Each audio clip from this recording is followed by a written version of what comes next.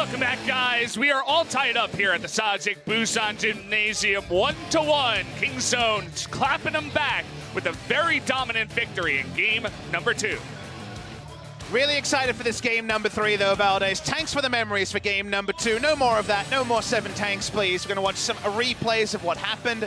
This was Kramer stepping up when his support had gone to base, held onto his flash, but it just followed the first stun into the second, into death, and Prey started popping off. And from there was no way back for Afrika. Yeah, it really was rough. They were able to get this kill onto Khan. You know, he went a little bit too deep trying to get the Raptors, but the very quick call from the bottom lane, actually, of Kingzone, they were right there, able to follow up. Kuro gets caught out by Peanut. Very nicely done with all the CC here. And then there was no escape.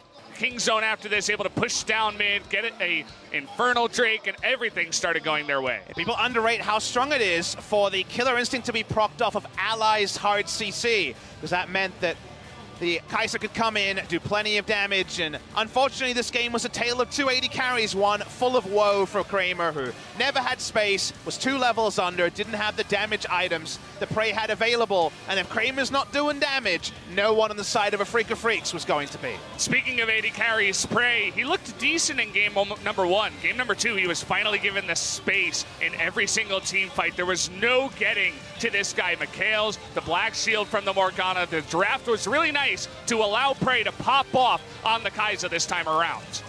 That means we're into a game 3. After game 2 ended a little bit earlier, they skipped a couple of steps, almost botched a team fight, but Prey went full vintage Prey. We know them building around his Kog'Maw. This time it's the Kai'Sa. Both of them K champions, both of them deadly.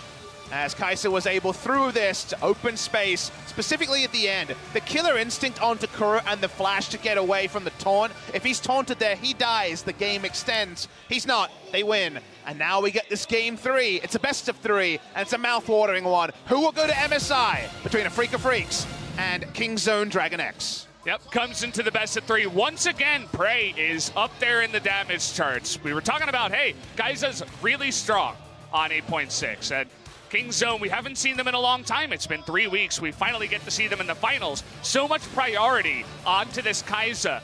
What does Afrika Freaks do in game number 3? Do they take it away? Do they ban it early on?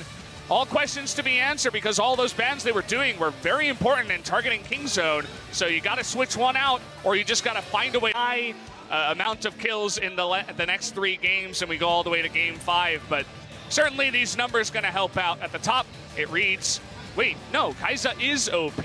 The first one, Kramer, when he got the MVP, had said, no, Kai'Sa's not OP, I am OP. But Prey proving him wrong this time around. That's some numbers different. 13 is a lot bigger than 0.5, and if I know anything, the fans love to look at damage charts. This time it's KDA, huge KDA advantage. The DPM difference, 50% more, and then some, almost doubling the number coming through from Kramer.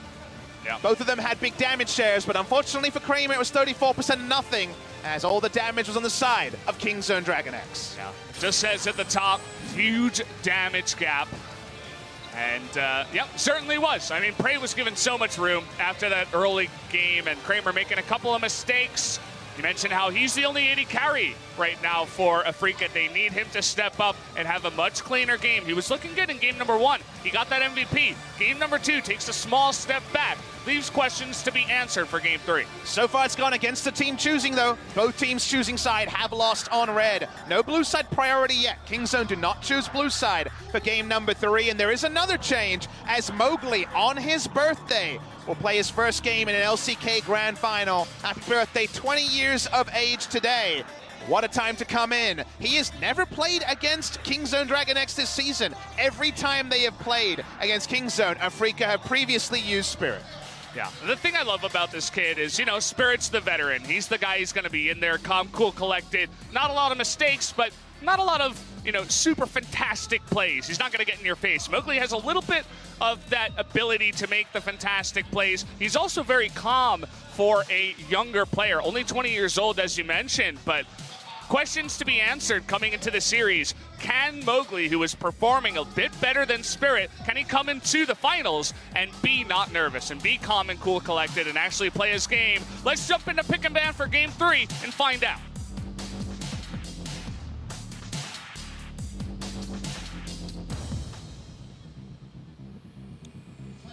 So this time around, King Zone for game number 3 will choose red once again.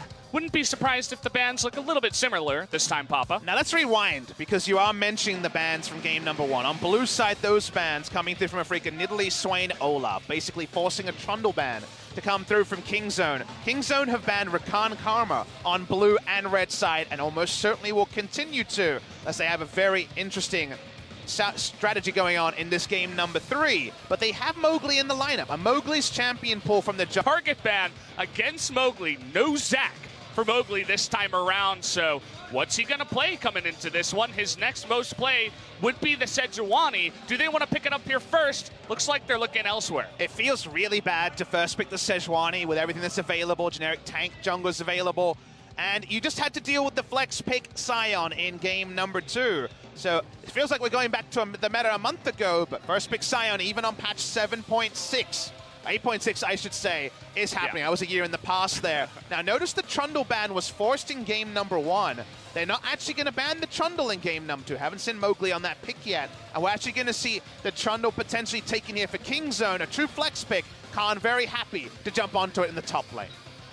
Yeah, could see a similar ban pick, actually, to game number 2, and the fact that, you know, you get the first pick on the Sion, immediately it gets answered with another Trundle in the jungle. But on red side, you get to think about it, you get to savor the moment, and then decide later. And it seems like King Zone have a different tier list to other teams. They're taking Kai'Sa whenever it's open. I mean, after you see game 2, do you blame them? We saw them pick it twice in a row. They pick it for a third time after a star performance from Prey. No surprise from me that they go for that Kai'Sa, that they're putting so much priority on it when Prey is playing the way he is on that champion. And they know that Kai'Sa is emerging as a better tank buster than Varus. Not a huge surprise, but it is something that's a bit more risky because of the shorter range. Will Afrika go Varus 3 times in a row? Is the big question about this draft. Because if they don't take it here, it'll probably be banned in the second round. Well, we saw so much Varus from Kramer against the KT in their series in the semifinals. Does he want to hop off of it to try to counter this Kai'Sa? Looks like they're going to lean towards Tahm Kench again. That was their first pick in game number 1. This time they go for it in the second rotation. Means that maybe that Varus gets targeted. It's a bit more vulnerable as well. The Tahm Kench really hates having to deal with the Trundle pillar. Has to blow flash in many other scenarios when saving a teammate. So not necessarily going to be as free a draft as it was or proved to be in game number 1. Seems like there will be more AD carry bans. Suddenly you look and think, maybe Kramer will be playing something like the Jinx this game. If we see some more standard bans. Morgana priority, much higher in this series than we've had in the LCK all season. Definitely King Zone have used their time off to watch the LCS regions and jump on the Morgana hype train. Mikhail's, the Black Shield, doesn't matter how much CC there is. Seems like Prey is once again primed to pop off. Certainly true, and it's very concerning for Mowgli too. There's going to be so much help with the Black Shield to make sure that that Skarner is very useless, as we saw in game number 1 from Peanut. So Afrika Freaks, more pressure on them to get far ahead and have that Skarner be available and actually do something earlier on in the game. Look at this ban, a Vayne ban straight up against Afrika Freaks, saying, hey, we want to put together some more tanks. This is another riskier choice into most laners that you can lane against Kai'Sa because of a lesser range and lesser 2v2 power outside of an all-in. They ban away the Vayne on 8.6. Opposite day in some ways today, as what is old is new again. Gangplank ban does come against King Zone. They seem to be thinking that Peanut will be running the Trundle in the jungle. Yeah. It's cool to see that they prioritize the Morgana over the Gangplank as well. Could have gone for that Gangplank early and risk being countered, but we've seen so much power on that Gangplank. Funny to see it just fall through. Really want that Morgana. The Varus gets banned here. Kind of obvious afterwards. You know, Kramer's playing so much of it. After the Vayne ban, certainly makes sense. It's such a weird one. I mean, Vayne and Varus are basically next to each other. They're very close on the keyboard. I don't think it was a misban, but we'll never know, it seems like. Still, the Varus taken away. The Vayne taken away. Notice here we do see a Zoe ban. They're basically saying, hey, what about a Nazir in the mid lane coming through from King Zone, as that was the choice earlier. But it seems like King Zone want a last pick for mid lane this time. They will be committing to the Trundle jungle if they take this Cho'Gath for top. Cho'Gath in top certainly can do well against the tanks. Would Keen consider going on something a little bit more aggressive when the Cho'Gath is thrown out there as a blind pick? I feel like all the people watching right now, they don't really want to see tanks versus tanks again. It'll be very refreshing to see Keen, who's been having a very solid performance so far in 2 games, try to pop off on a carry pick. Well, this is the million-dollar question. Seems like the Scion will be going top. It is going to be an Azir mid lane, so already another threat on the side of Afrika. The 80 carry pick, you expect to be something pretty high damage, but they have to also respond to the threats already posed by Kingzone. Ezreal here would be something we would see in previous metas and previous weeks, but it's all about tanks and tank shredders, it feels like today. What will be the final decision? Afrika taking the maximum time.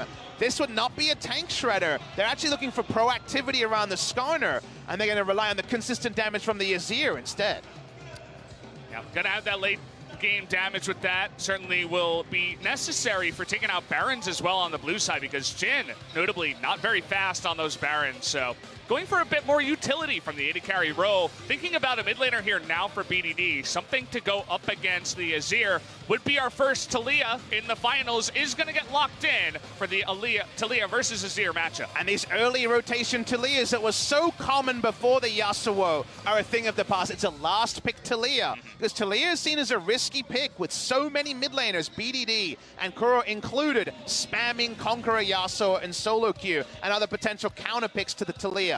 So he eventually does lock in. Ultra comfort, but it has to be at the final pick. They had to sacrifice the Flex Trundle earlier just to get this particular Taliyah matchup. Yep. You talk about counter picks, you talk about blind picks, stuff like that. These 2 teams have picked red side every single time they get a chance, and this is part of the reason. They get that last pick, they put BDD on a champion he's very, very comfortable in, knows this matchup very well, is able to sneak out that Taliyah. We'll see if he can have a superstar performance this time around. And we take a deep breath, we take a step back, and we say, you know, it started with tanks, it didn't end with tanks. The tank quotient is lower in this particular game. Skarner and Tahm Kench, imitations of tank, and sure, Cho'Gath, Trundle, Scion, no happy stories there. But from 7 to 3, we're finally moving on. We made some progress. Also, a couple of new picks coming in for the series. Of course, the Jhin and the Taliyah hitting the Rift this time around, so we'll at least have some uniqueness for game number 3.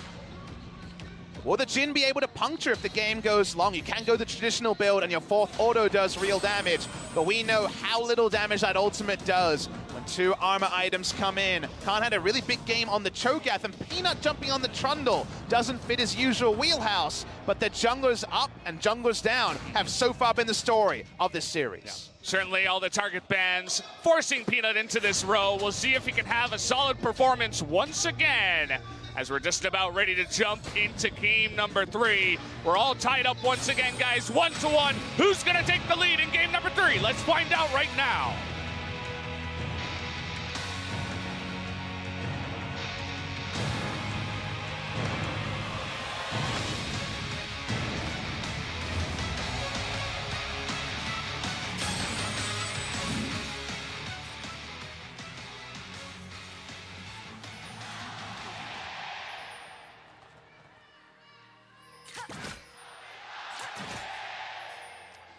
Here we go, going into game number 3. Have to mention already, we got some deep wards. Kingzone trying to come in here and scare off Afrika. Laying down the wards early into the red side jungle. Potential spot for a all-in if they try to come to lane early. This also usually starts vertical jungling, which would be a happy news, whichever duo lane had their junglers spending the majority of the early game on the bottom side. Seems like Afrika says, we do not want to have the Jhin pushed in. We need some lane control. Bot lane, they want to re-invade their jungle and stop there being Peanut stealing away red buff in this early game. Nice ward there from Afrika, is going to spot the bottom lane. Returning back to lane, but then actually going back into the brush. So some very good information for Afrika. They're still going into the brush, though, here. Is going to be delayed into getting into the lane here. They don't want to go for the full commit. It does end up being a semi-cheese, but only something to mean that they hit the lane first and that the Kai'Sa doesn't lose the race towards level 2. It's going to be helpful, but not necessarily end the game by any means. Should mention, it's our first Jhin on patch 8.6. It's worth noting that right now we have been told that Rageblade is disabled for Jhin. What that means is, if the Jhin player buys Rageblade on patch 8.6, he will be forced to go back to base and sell it and take the gold loss. Now, they have the full information. they cannot build Rage Blade, but there's always those tendencies. The item is still clickable, it is not allowed. Just don't do it. I'm sure the coach is reminding Kramer before we got into the game. You don't want to make a mistake like that and have that hurt your chances. Again, focus on Mowgli. He's here really early. Look at this. Level 2 is Khan. Going to be very hard. He's already taken a lot of damage. Is going to be looked to be slowed. The flash comes in from Keen, and the red buff is going to be Brock. No escape for the top laner. First blood goes over to Keen in the top lane. And that's what happens when you have a jungler come off the bench, has been able to watch the first 2 games, see the tendencies. There hadn't been those early ganks, and Peanut, when you're on the Trundle, you want to be about the counter gank rather than necessarily the proactive gank.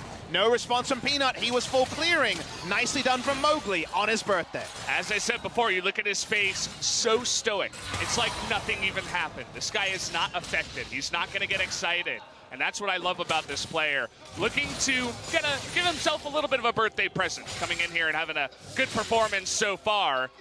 Will it be traded back, though? The flash was blown onto Keen, looking for the knock-up here. Here comes Peanut. Once that pillar goes down, can he escape from here? Is there enough damage, though? It looks like it's close. Down he will go, and the trade back kill will go over to Khan. Well, top lane's no longer an island. Apparently it's an extension of the jungle in this early game. Keen's actually got a bit of time to push back the wave a little bit, but much more action in game number 3 in the top side. I wonder if that was a level 1 read when they saw the rejuve beat start coming through from the Trundle, suggesting he wouldn't be healthy to actually go for an early gank. But apparently Mowgli wants to opt in. It's a 2v2 topside, Valdez. Yeah, Keen, in the trash talk, he said, this is going to have to turn into some jungle help onto Khan if he wants to win the lane. And to actually mix up the lane, kind of predicting all the tanks that we've seen so far. 2 early ganks. Mowgli was thinking about another one and decides against it here because the wave wasn't really in the best spot. He's just going to have to go back and buy. Bot lane has a lot of interesting things to talk about. Usually everything about the Jhin lane is whether you hit the Deadly Flourish, get the stun duration. Doing that against the Black Shield, tricky to do. But because Morgana and Kai'Sa are so squishy, if you open up with the Curtain Call and there isn't an all-in option available from Kingzone, you can pretty much blow away the support, let alone the AD carry, very easily. It's not a melee support versus Jhin. It's a range support against Jhin. So as level 6 is crested, definitely some all-in options available for Afrika in the 2v2. See if they go for it. So far, no jungle love to the bottom side because we've been seeing it so much in the top. But as I say that, both Mowgli and Peanut thinking about coming in here. Azir, Kuro does go back, and Peanut will take that time to come in and steal some of the Raptors. Got to get a lead somewhere on the map. Notice the BDD also coming down here just to help out after pushing, as is the way of Talia. Peanut going to clean up most of these Raptors and get a small lead in the jungle.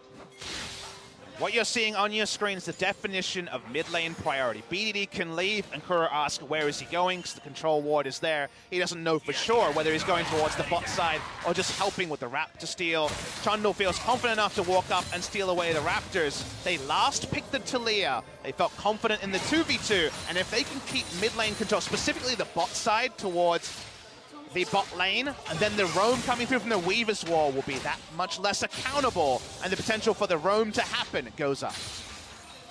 Mowgli doing a nice job after the top side coming in here. Gets his Raptors stolen, but takes over the majority of the vision there outside of the Rift Scuttler there in the river. You'll notice double control ward. He cleans out 2 of the control wards. Going to be especially important. As you were talking about, Kramer and Tucson definitely have an opportunity to all in. Would be nice to have a Skarner with you and also try to make a play towards that Infernal Drain. My eyes can't be any more dilated, Valdez. It's a Zeal Rush on the Jhin. Of any starting item on Jhin, I have never seen a Zeal Rush. Rapid Fire Cannon might be the choice. That's usually the Zeal item that you pick up. He's going for a Zeal Rush on Jhin. No Essence Reaver, no Yoma's Ghostblade. We're going different. Very curious to see what he's got here. Certainly the Jhin was not super expected. I mean, we expected, 5 games of Aris, but once it gets banned away, Kramer forced onto something new. We didn't expect that to mean a new build, but again, we talked about the genius of the Afrika coaches. Do they have something concocted here for this Jhin pick? And while we praise Spirit as this mad genius from the jungle, Lulu jungle, Poppy jungle, I think Kramer's a bit hipster about that because this is the guy who played Wits End Lucian in the LMS. So this guy also is known for thinking outside the box. They also have a great coaching staff in Comet and Zephyr, who watch other regions and try to come up with creative stuff. Now, rapid fire cannon, extending that range can be very powerful for Kramer. If it's any other choice, the Hurricane Rush, I've seen Hurricane Jhin in previous metas, but as a rushed item, this is strange. Well, eyes are going to be onto that Jhin to see exactly what he's got concocted for this build.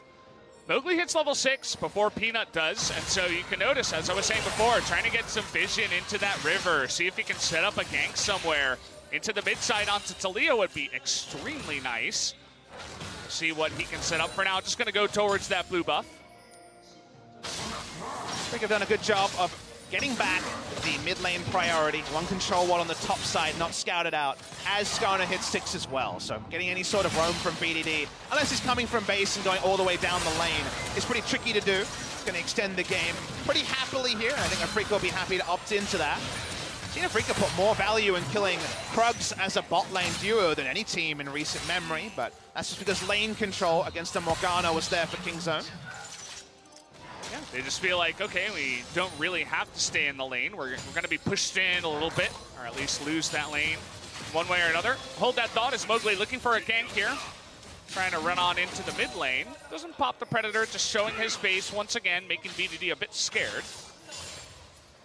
Not going to be scared enough to flash, though, and the flash being down is what Kuro is looking for to pull off a Streamer Shuffle play. Bit tepid of a gank there. As bot lane has been just as non-interactive as possible after the hype of the early 2 kills. Yeah. They're both going to be happy. They'll say, I was part of this game. I went 1-1. Jin's backing, so Prey could have considered a killer instinct. They have no deep vision on the red side jungle of Afrika, so he takes a deep breath and backs away. It's awkward because he thought that a move from Kai'Sa was going to hit him, but actually the minion blocked it, but he still stopped his back, so he decides to stay down there on the bottom side. I'm gonna look for this Rift Scuttle once again, trying to get the vision in the river with the help of Gorilla. We notice that the bottom lane is suffering a little bit, so Gorilla will offer his help elsewhere on the map. Banner command value higher for Khan than it is for Keen, because Khan can just feast onto that particular objective. The use of the W just to interrupt backs is something we haven't talked about with Kai'Sa, but its immense range makes that possible, as it is a rapid fire cannon rush. I was thinking of the 3 options. Hurricane Jhin, again, has been done as a later item, but it's very, very situational. The Phantom Dancer against an AD carry that likes to all-in has some value, but if you get Killer Instinct, you've got bigger problems to deal with. The 12% damage reduction isn't going to do it. So it's still a very standard item. It's just without an Essence Reaver, and I guess with the lethality being toned down, it is a rush on the rapid fire cannon. Curious to see if he can make something happen with that item build. The bottom lane of Kingzone goes back, and once again, the river control will go over to Afrika, but not in a big way. This has kind of been a slower game to start off after the top lane shenanigans, as both these teams are just farming up for that mid-game. Game 1 definitely defined by the mistakes from Kingzone and the cool, calm, and collected play from Afrika. Game 2, Kingzone were able to actually close out leaders. Speaking of excitement, well, Gorilla tries to go for the engage, but Tucson is too quick, immediately Devour flashes himself. Just going to trade flash for flash. In the end of it, Gorilla, though, does blow his ult. The timing is relevant. They're able to clear out a control ward, and now if Tucson ever walks up, the pillar will answer him. He will not be able to escape with the flash over the pillar, get full value out of the Devour. So you do actually get a very crucial cooldown in that particular play. We're back topside, so I guess the mid lane action is subsiding. Yeah. Nothing else is happening. We're going to show you guys this up in the top side. Keen notably was able to get that solo kill in game number 1 against the Gnar with his Scion, but this time against the Cho'Gath, not going to be able to do too much. Mowgli being cheeky, going to come in with the Smite Steal up against Peanut. No one moves any further, and if I look at the one-item power spike on the AD carries, I'm a much bigger fan of the one on the Kai'Sa, because she has more all-in options than the Jhin, who's largely just going to be farming as safely as possible. So there is always the outplay with the Killer Instinct, which has been a late game spell so far for Prey. Hasn't been using it during the laning phase. So we take a step back here. You notice that this turret, even though Kramer and Tushin have been having a bit of trouble down on the bottom side, they haven't given up too much health on their turret, which is very nice. This laning phase will extend, and so far Tushin has shown that he can fight up against the Morgana just fine. theory from Kingzone is if they can outlast the biggest zone of impact of the Skarner, which is around level 6, they're happy for the game to continue going on. Try for the check. I don't believe it actually registers there. Not sure how they know this, but Peanut all the way up on the top side cannot answer this. Mowgli comes into the river, says, hey, I know where Peanut is. Let's go for this right now. They just walk into the Infernal, take it away. Nice little advantage for Afrika. Yeah, really nice use of timings. They had the control on the bot side as well. No bot side mid lane priority for the BDD to pop his head in that time. We saw that 5 minutes ago, but not happening at 12 minutes. It means unanswered Drake goes the way of Afrika Freaks. Again, Kingzone not having any Skarner ultimates to have to respect in the early game, and then having the Black Shield as the game goes on is pretty happy news for them. Only true damage on the ultimate, so going to be having a bit more fun up in the top side means that he can probably answer some map rotations a bit faster than the Scion, although the Scion does have his ultimate to get in as well. And I feel like the follow-up bites that Kai's so able to take advantage of around the Baron dance in game number 2 are even stronger here. The killer against no flash Skarner or no flash on the Tom Kent is going to be death. They still have the same general playstyle around objectives that Kingzone had in the previous game. They even have the Weaver's Wall to profit off summoners being down as well. So I feel like as the game goes on, when it comes to this frontline versus frontline game, I think Kingzone has some great tools to trade upon. We have to remember, though, that Kuro will continue to scale on damage compared to the Galio in game number 1. Yeah. Take a look at some of the jungle stats so far. Peanut was 2 for 2, so he's a bit more efficient with his ganks so far in terms of, you know, he doesn't always get a kill with the ganks, but when he does gank, it's an overall positive trade. That's usually what we mean by a winning gank here at Spo TV. Mentioned how a lot of this is about can the two junglers of Afrika really fight up against Peanut. So far, banning out Peanut's aggressive pool, forcing him onto these more passive picks, has been working out, especially with Mowgli coming in as well, getting a lot of study time in the first 2 games to fight up against Peanut. And in previous metas, in previous years, you know, before he was as tenured in the LCK as he is now, that was one way to answer Peanut in a best of 5. If you were forcing him onto a Cinderhawk jungler, a farming jungler, a scaling jungler, you were winning because he was the Lee Sin and Nidalee 2-Trick, who was super aggressive. This season, his Zac has been one of his best picks. His ability to play both scaling and early game skirmishing junglers has been a true highlight on the side of Peanut. So not the same ability to influence him in picks and bans now that there was earlier in his career. You notice that Peanut's been around the bottom side once and again. You mentioned how having the flash down on the Tom Kent will certainly make those ganks a little bit more effective, but the flash is up once again. All the summoners are available. It's been very hard for our 2 junglers to really find any ganks out of the top side ganks. And really it's just been a passive game from them, trying to farm up as much as possible, but getting some vision wins here on the red side is Kingzone, trying to make a play with Peanut once again in the bottom. Super smart ward, though, outside of the range of a control ward and rush. They know with Jhin, their ability to skirmish and walk up is lesser. Jhin finds it very tricky to walk up because he wants to be at range to hit his root, the W, Deadly Flourish there. So if he's walking up to try to help in a brush check, you can be turned around upon. They give it up. Very nice ward of range, though. Kingzone getting aggressive vision around objectives is what the entire comp is built around. The Weaver's Wall and the pillar placement is what this comp is built for. Trying to bait in Mowgli here. Gonna miss the second. The jump. He flashes in. Look at the response from Afrika. Trying to get the kill, and he does. Kramer able to turn him down. Peanut getting extremely low as well. Is forced to flash away. BDD and Prey, though. Moore trying to do the damage on the Kuro, but Tusin is there. And Kramer able to lock him down. Opening on up for the turn. Ball. 1 shot, 2 shot. The wall, though, is going to interrupt him. Really nice response from BDD. But in the end of the fight, Afrika does take the win. Not the standing interruption, no Gragas cast. Really nice use of the Weavers Wall. Spares the blushes. Peanut and Prey were in no position to tank up any of the shots. Black Shield at the split-second time stopped the suppression, but Morgana is super squishy. That's not a Braum Gorilla. You're going to die real fast. Certainly is. I love the response from Mowgli in that fight. We all thought he was the one being baiting it in, but he was able to see him as well. He sees he's being baited, dodges the seismic shove, and flashes in. Both teams think they're baiting the enemy. Good play from Mobley to move forwards. Flash ult does register. I apologize. It was onto Gorilla. And they just them during the duration. I thought the Black Shield answered. I was incorrect. They get the kill from there, and Prey jumps in. The damage is not there. The setup is not there. And if this Weaver's Wall didn't come in, this would have been a big advantage of Freaka. The response time from BDD was there. 1 or 2 more shots, especially that 4th one, certainly would have meant the end of his life. Prey, that is. But he does eventually get away. Great teamwork from Kingzone to make the best of an awkward situation. But where do we stand from here? If they get an extra kill, they have that early Infernal Drake. It's a very small lead, but Afrika looking pretty so far.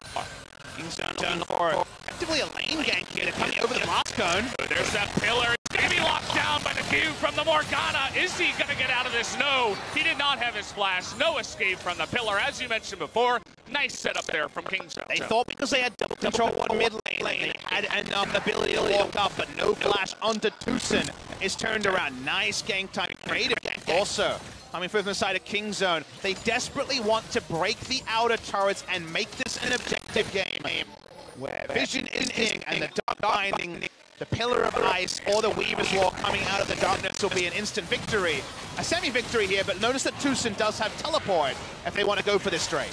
Predator coming in here. Will he go on to Prey? No, not going to play with the Morgana this time. EP from Tucson, who has the unsealed spellbook. They want to get this down. Peanut, can he get the steal? The answer is no. In the end, another Drake will go over to Afrika.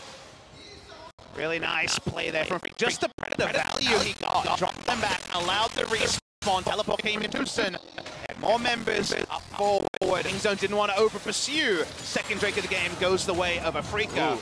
And Mr. Voyage up into the top side, gonna try to lock down Comedy, but does dodge the deadly flourish right now. Banner command, just trying to get onto this turret. No response from Kingzone. They're going to the bottom side, and now Khan, this turret should certainly go down. The Devourer is gonna get in there, and Afrika pick up another kill. Justice turning through from the top 10. So far, the use of the ultimate has been on point. Usually, it's Kingzone. 11 games of Tom Kench who are out-rotating. This time, largely from behind. They catch Khan unawares. He's on the Togath, not his usual way to play. They're able to get the first turret, and then push second. Afrika looking so good on the map. Old SKT-esque plays where they take a tiny advantage and they make it into something so big. Winning the fight at the Cloud Drake, moving into mid lane, able to rotate up to the top. They get 2 turrets and a kill. That's going to add some nice gold to their bank. And Valdez, I want to really point out that the location of these 2 turrets is very relevant. We see a lot of games where a team takes a turret disadvantage, they give up 2 turrets, but the enemy never into it. It doesn't matter. When you take the inner top lane against a team that desperately wants to play around objectives, Baron in particular, so much extra space to come for a flank, so much extra space to put in deep wards in the enemy red side jungle. It decreases Kingzone's ability to play around the Baron, and given the comp that Kingzone has dropped, there's a heavy price to pay. Certainly is. We're getting another look at the bottom lane. Sorry about that, guys. So we'll get back to the action eventually. Banner and not doing much against this as well. We can just roar them away.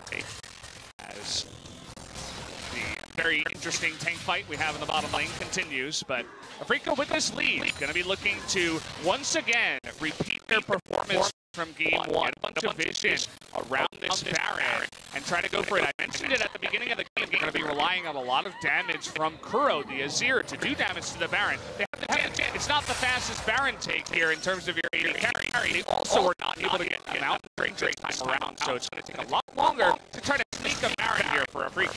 Second turret in the top lane will help, but I do take your point. Jhin and Baron do not go hand in hand unless you're turning off Baron, and the Jhin is able to open up with the turret on the damage. Speaking of damage, Thais has been well held in this game. Still getting an item build together. Has not gone for the Hurricane. We won't see the full Supercharger build. It's gone for the Rapid Fire Cannon for a bit more safety when you have the Skarner ultimate to respect back.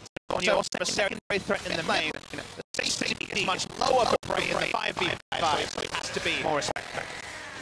You know, in a bit of an awkward spot there, Naily gets stunned up trying to get some vision around the Baron, but as I said before, once they do get control of the river, you'll notice just how many wards go down, all the control wards. So far, the only ward that Kingzone really has around there is that one control ward on the left side, so once Afrika take that out, they will control this river. on a calm as map control, they push up. Seen the Prime and tried to took earlier. Mowgli to come to push up, and they get more vision red side than you would ever expect for a comp like Afrika's at 22 minutes. What does that mean, Baron? That puts us $1 million question. But BDD has been so passive. No proactive Weaver's play has happened this game, and it's hard to see how anything outside of the interrupt of the curtain call is going to be available. Priority. Zone Khan in particular can go and spend some time in the enemy side jungle. Afrika do own mid-game map control. Certainly they do. King Zone trying to fight back in that way, making a path towards the river as Afrika go back. This next dragon not going to be too much priority on this one, the Drake, so we'll mostly be just sitting on Infernal Cloud for Afrika. They're not going to make any big plays with that ocean. They can just get along their way. As he's playing away to Mitch, does have priority in the bot lane. They're trying to mid lane. Oh, there you go. Gonna get him locked down. Unbelievable. This time, no more Ghana around Prey. He's gonna be locked down out of nowhere. And that is a huge hit onto the Dynamo now. Afrika can begin to push down. He's too far up without his Morgana. Trundle cannot answer what the Skarner can do when his flash is available. They kill him with that Baron setup. It could be so important.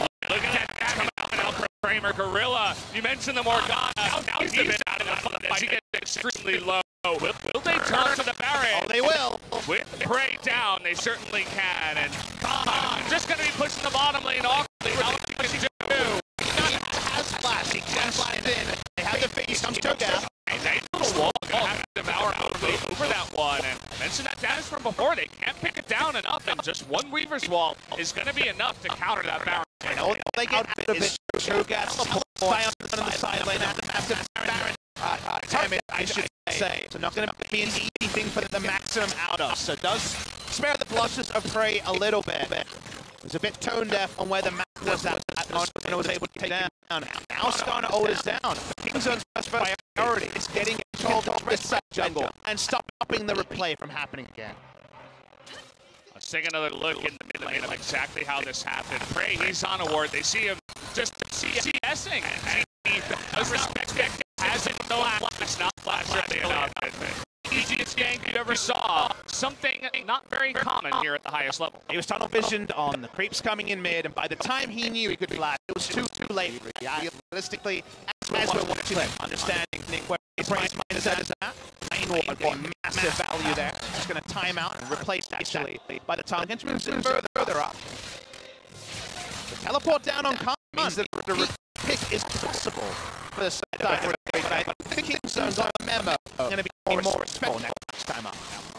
Mentioned Afrika, if they can get far enough ahead in terms of map control, they would go for this Ocean Drake. Gonna go for it now. Nice people start there from Heat to just deny. But they're gonna try to go for the pillar. Get a huge value. Zion running into the wall, gonna suffice himself for the rest of his team. Down goes Keen and says, "Here, take me with you." I think he could have tried to get out of that one.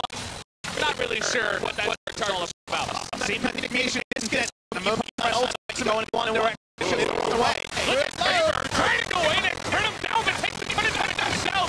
Trying to disengage now, but there's Prey in the front line. Not one down in time, finally done. But will go down to the turret. Gets Goku to the bottom lane in the Corbin. Now it's here going to be jumped upon. Unfortunately, Kuro out of position here, but he does survive at the end. BD is not going to go down, turn it around. Straight back. This is some riskiness by King Zone. They're going so aggressive. Their 80k gets 1 for 2. They still have a loss for blood. They'll get this lane out of turret. But the moment that Prey went down, their Baron was no longer a possibility. This is the finals we hope for. Starting our best of 3 in game 3, all tied up here. Swinging back and forth. Afrika were ahead. But King Zone, they strike. So let's watch the replay here. And Kramer really has a rush of blood to the head. Watch the replay. He gets baited by the flourish. It goes up and should be expected that he goes down. They line up. It doesn't matter if you have the Azir ultimate. Against the front line. Prey still on that. You can see damage items register. The 2 for 1 means that no Baron can be picked. They don't have enough Baron damage anymore. Secure but not damage. The lust for blood on King Zone. It's strong. just making a mistake afterwards as well. He walked straight into Connor's. Please, knock me up in the air. Dare you. Okay, I guess I will. It does go. Nice play by BDB. That min-maxing I was talking about. Able to get her there in the end with the extra kill. In the end, complete on Prey. Q-Evolve is now online. He's focused on his supercharger. Q-Evolve comes in a little bit late. This is a case you can't lose track of, like they have been guilty of a couple of times tonight. But he may mention that Baron damage and Baron secure is their King Zone. They have an insane ability to both finish the Baron, turn off Baron. They can get the forward vision to complement the control wards that are coming. That's where Freak starts to lose some options. So Prey kind of indicates for himself to be the MVP of the series. He's going to eventually win this one. Already has one MVP under his belt. Trying to be that popping off on 8.6 that everyone knows and loves so far. That one hit up the mid lane has been quite serious here. Certainly the carry so far for King Zone. Okay, Baron. Interesting choice underneath the control ward. Really hard for King Zone. King Zone. It's all about Baron turn. It's never about Baron damage. Finishing the Baron. When you are running that in, so going to be taking that bluff at any point. Killer, rush. We're watching bot lane. Okay, it's fun. Interesting choice there. Supposedly is looking for a target now, but Black Shield is going to help out Gorilla. They're going to turn again. They know the turn. Only one control on There's no control now. The wall going to come on in. Taking the damage. Will they turn? Trying to get the damage. No, but Prey disappears. Will they have enough damage to fight back? Kuro getting extremely low himself. And I'm not sure that he can get out of this one. Tries to, but he might not. They get our Baron, but 3 members are going to go down the area free. And that's the cost. If you want to remove Baron from the map, you will take severe casualties if you're the side of a Freak. They made the beeline because there were no control wards left to check the pit. If you were King Zone, Prey comes in, he gap closes, he's not going to go down. That means the push will start for King Zone. They got to wait until everybody respawns. And at this point in the game, it's going to be significant. You got 40-second timers already. King Zone looking on point. See that they're all communicating in the vote. Take out one turret, go second.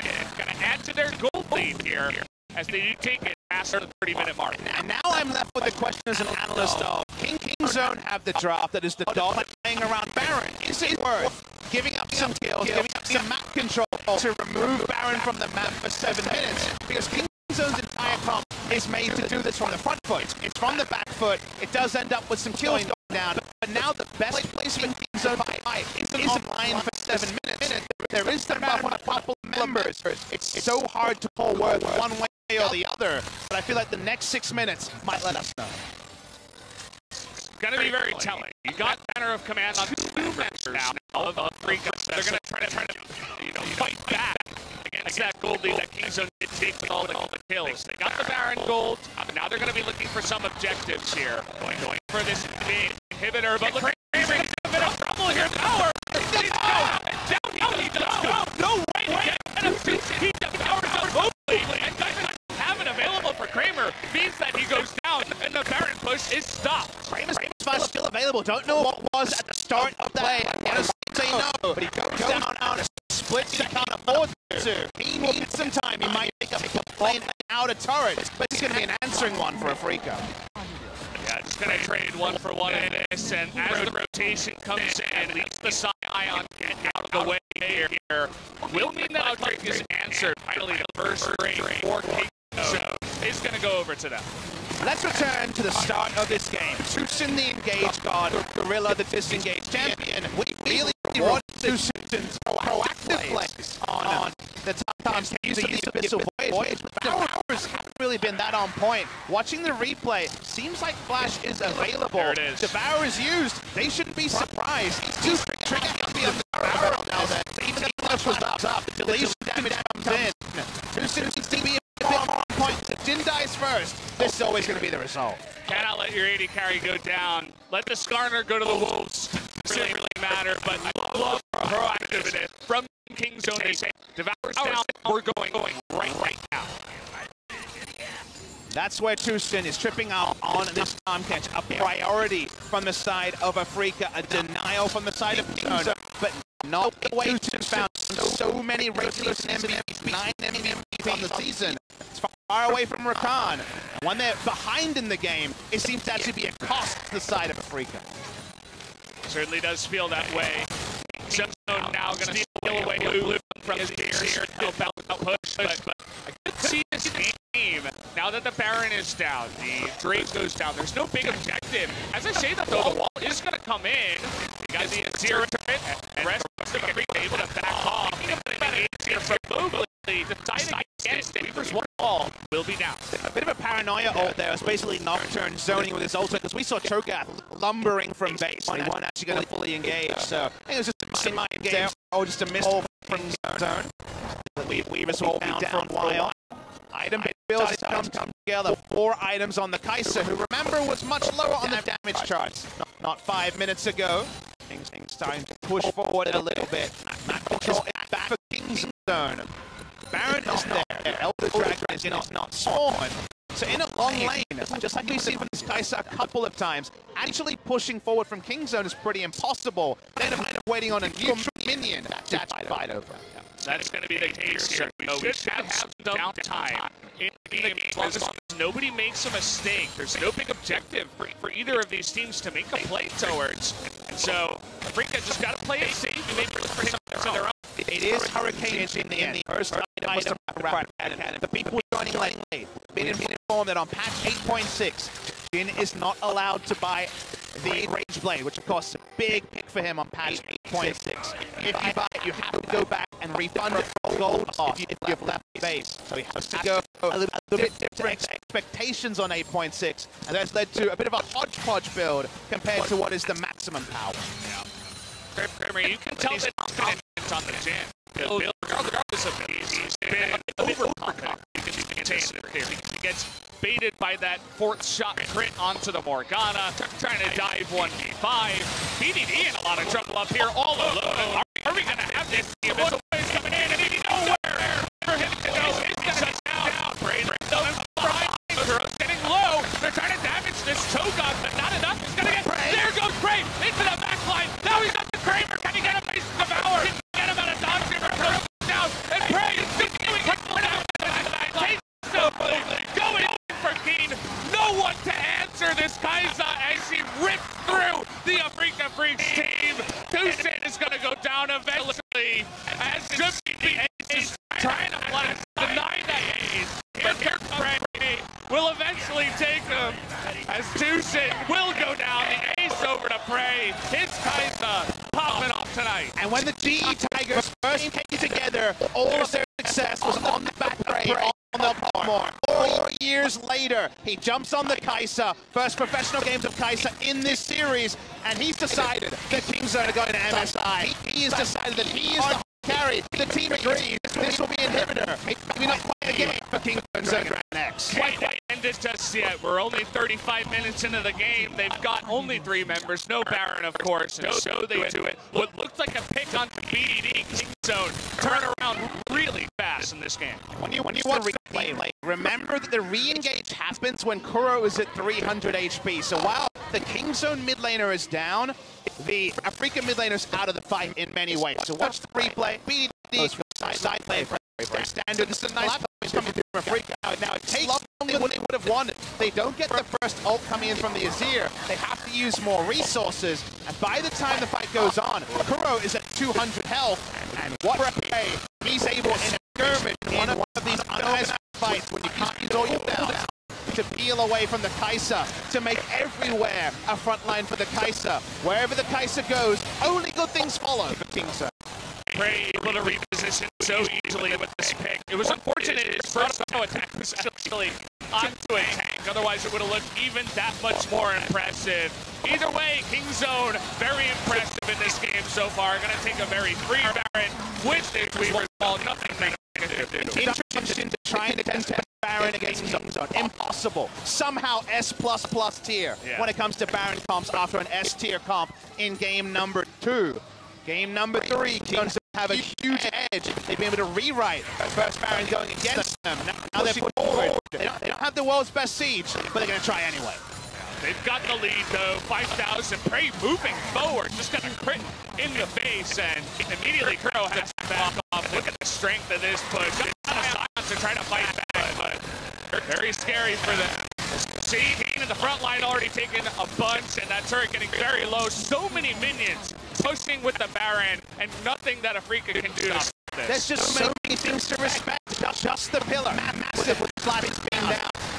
Nobody tries to walk up. This is not what you want to walk up to. Going on in there, trying to take him out. Seismic Shove is going to get 3, and it's going to shut down the game. And they can win in the end of it, make it 3.